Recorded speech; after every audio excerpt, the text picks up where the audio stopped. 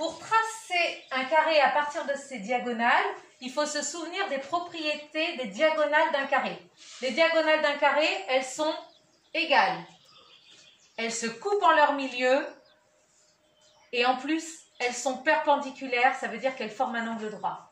Je vais donc commencer par tracer un angle droit. Je prolonge.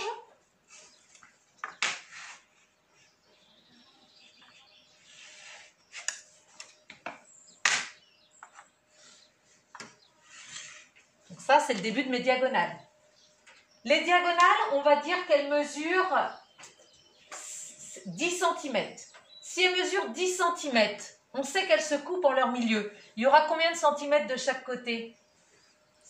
5. Donc je vais mesurer 5 cm de chaque côté.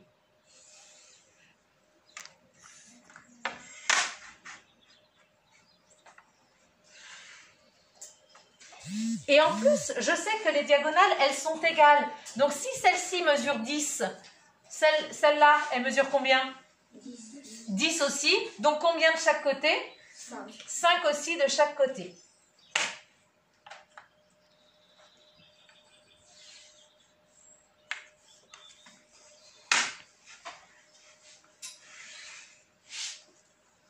J'ai tracé mes diagonales. Si j'ai besoin de mettre un marquage, je mets mon angle droit et je mets les demi-diagonales qui sont égales de chaque côté.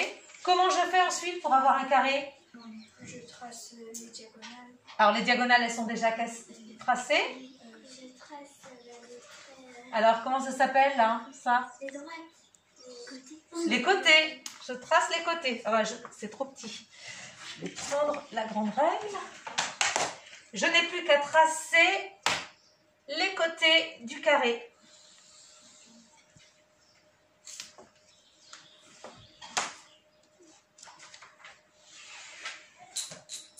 Vous réfléchissez déjà au marquage que l'on va faire?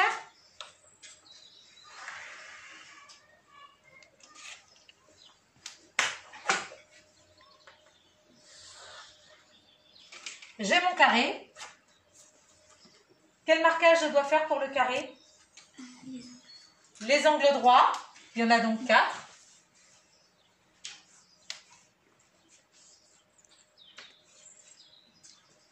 Et il y a un autre marquage pour le carré?